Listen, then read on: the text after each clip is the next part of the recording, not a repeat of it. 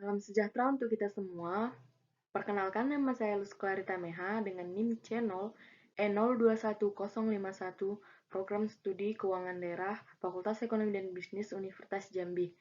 Baiklah, di sini saya akan memaparkan sedikit materi saya mengenai sistem pengendalian manajemen sektor publik, di mana dosen pengampunya yaitu Bapak Dr. Wirmi Eka. Baik, langsung saja.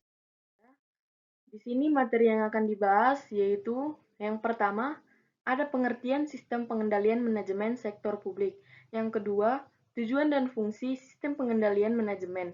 Yang ketiga, tipe pengendalian manajemen sektor publik. Yang keempat, struktur dan proses pengendalian manajemen sektor publik. Langsung saja di yang pertama, yaitu pengertian sistem pengendalian manajemen sektor publik.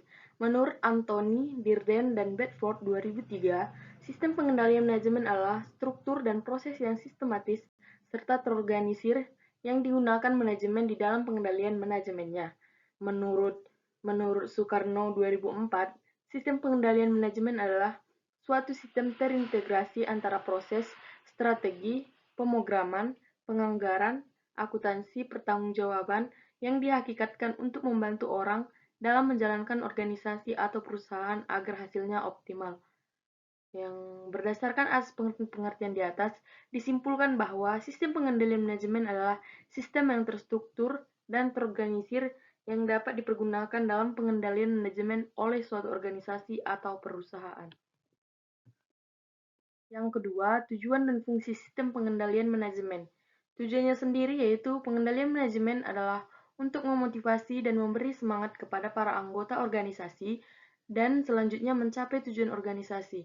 Ini merupakan proses mendeteksi dan memperbaiki kesalahan-kesalahan yang tidak disengaja dan ketidakberesan yang disengaja, seperti pencurian atau penyalahgunaan sumber daya. Adapun fungsi pengendalian manajemen adalah pengukuran dalam perbaikan terhadap pelaksanaan tujuan dan rencana perusahaan dapat dicapai.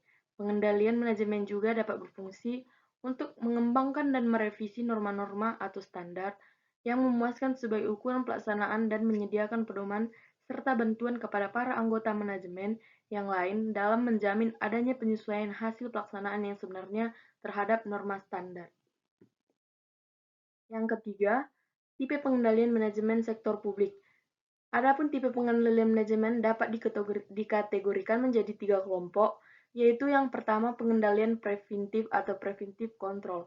Dalam tahap ini, pengendalian manajemen terkait dengan perumusan strategi, perencanaan strategi yang dijabarkan dalam bentuk program-program. Yang kedua, pengendalian operasional atau operational control. Dalam tahap ini, pengendalian manajemen terkait dengan pengawasan pelaksanaan program yang telah ditetapkan melalui alat berupa anggaran. Anggaran digunakan untuk menghubungkan perencanaan dengan pengendalian. Yang ketiga, pengendalian kinerja. Pada tahap ini, pengendalian manajemen berupa analisis evaluasi kinerja berdasarkan tolak ukur kinerja yang telah ditetapkan. Yang keempat, struktur pengendalian manajemen sektor publik.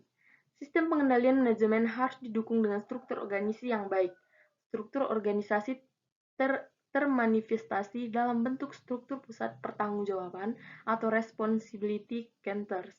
Alasan suatu organisasi menjadi kumpulan dari berbagai pusat pertanggungjawaban tersebut adalah yang pertama, sistem basis perencanaan, pengendalian, dan penilaian kinerja manajer untuk unit organisasi yang dipimpinnya. Yang kedua, untuk memudahkan mencapai tujuan organisasi. Yang ketiga, memfasilitasi terbentuknya goal congruence. Yang keempat, mendelegasi tugas dan wewenang ke unit-unit yang memiliki kompensasi sehingga mengurangi beban tugas manajer pusat. Yang kelima, mendorong kreativitas dan daya inovasi bawahan. Yang keenam, sebagai alat untuk melaksanakan strategi organisasi secara efektif dan efisien.